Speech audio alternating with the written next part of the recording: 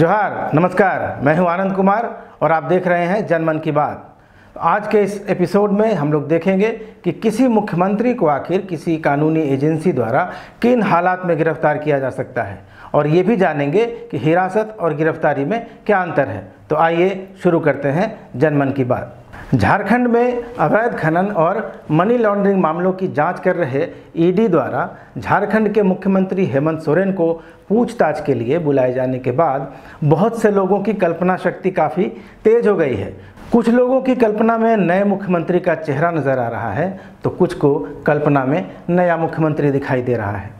बहरहाल, कल्पना हो या हकीकत, मुख्यमंत्री का चेहरा तो तभी बदलेगा जब हेमंत सोरेन मुख्यमंत्री की गद्दी से उतरेंगे, और हाल फिलहाल ऐसी कोई संभावना नहीं दिखती।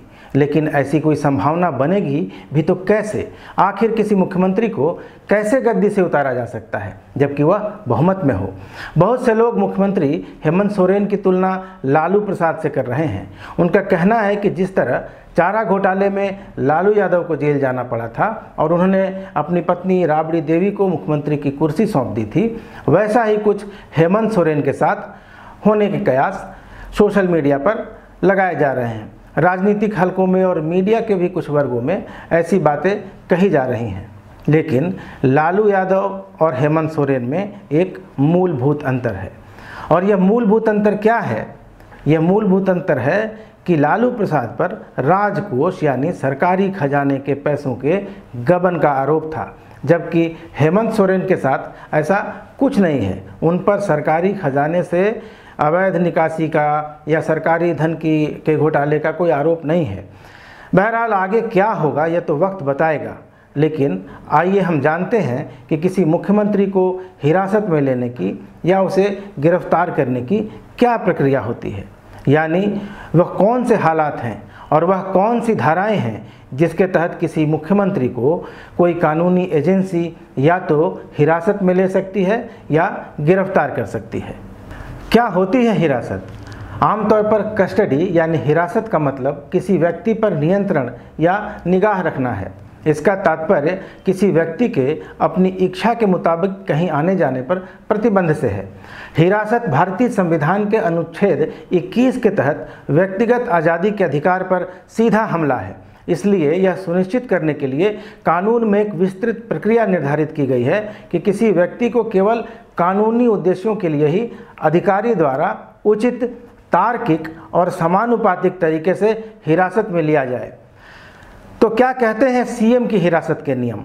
अगर बात मुख्यमंत्री को हिरासत में लेने की जाए तो उसके लिए भी वही नियम लागू होते हैं जो किसी विधायक पर लागू होते हैं।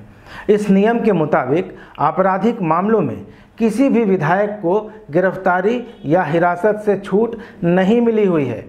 वहीं सिविल मामलों में गिरफ्तारी या हिरासत से छूट मिल सकती है। इस नियम के मुताबिक किसी मुख्यमंत्री पर सिविल मामलों में कोई आरोप हो तो विधानसभा सत्र से 40 दिन पहले, विधानसभा सत्र के दौरान और सत्र खत्म होने के 40 दिन बाद तक उसकी गिरफ्तारी नहीं की जा सकती। गौरतलब है कि रूल बुक में ऐसा कुछ नहीं है कि आपराधिक मामलों में उनकी गिरफ्तारी नहीं हो सकती है। नियम यह है कि संबंधित सदन के प्रोसीडिंग अफसर यानी विधानसभा अध्यक्ष या विधान परिषद के सभापति को मुख्यमंत्री या विधायक की गिरफ्तारी की सूचना जरूर देनी होगी। जब विधानसभा का सत्र नहीं चल रहा हो तो विधानसभा बुलेटिन में यह जानकारी प्रकाशित की जाती है, और अगर विधानसभा का सत्र चल रहा हो तो संबंधित सदन को जानकारी दी जाती है। संविधान कहता है कि सिविल के साथ साथ क्रिमिनल मामले में भी गिरफ्तारी से छूट का आदेश सिर्फ देश के राष्ट्रपति और राज्यों के राज्यपाल को मिला हुआ है। राष्ट्रपति और राज्यपाल को पद पर रहते हुए आपराधिक मामलों में गिरफ्तार नहीं किया जा सकता है। आपराधिक मामलों में भी उनकी गिरफ्तारी तभी संभव हो सकती है जब वो अपना पद छोड़ दें, यानी पद त्याग दें, या उनका कार्यकाल खत्म हो जाए, यानी राष्ट्रपति या राज्यपाल का पद उनके पास नहीं बचेगा, तभी उनकी गिरफ्तारी हो सकेगी। मीडिया रिपोर्ट के अनुसार अभी तक हिरासत में लिए गए मुख्यमंत्रियों में तमिलनाडु की पूर्व मुख्यमंत्री जयललिता, बिहार के पूर्व सीएम लालू प्रसाद यादव, छत्तीसगढ़ के मुख्यमंत्री भूपेश बघेल और राजस्थान के मुख्यमंत्री अशोक गहलोत शामिल हैं। कोड ऑफ सिविल प्रोसीजर की धारा 135 के अंतर्गत प्रधानमंत्री, केंद्रीय मंत्री, लोकसभा और राज्यसभा के सदस्यों, मुख्यमंत्री, विधानसभा और विधान परिषद के सदस्यों को गिरफ्तारी से छूट मिली हुई है। यह छूट सिर्फ सिविल मामलों में, यह याद रखिए, क्रिमिनल मामलों में यह छूट लागू नहीं होती है। इस धारा के तहत संसद या विधानसभा या विधान परिषद के किसी सदस्य को गिरफ्तारी करनी है या उसे हिरासत में लेना है तो सदन के अध्यक्ष या सभापति की मंजूरी लेनी जरूरी है। धारा यह भी कहती है कि सत्र से 40 दिन पहले, उस सत्र के दौरान और उसके 40 दिन बाद न तो किसी सदस्य को गिरफ्तार किया जा सकता है और न ही उसे हिरासत में रखा जा सकता है।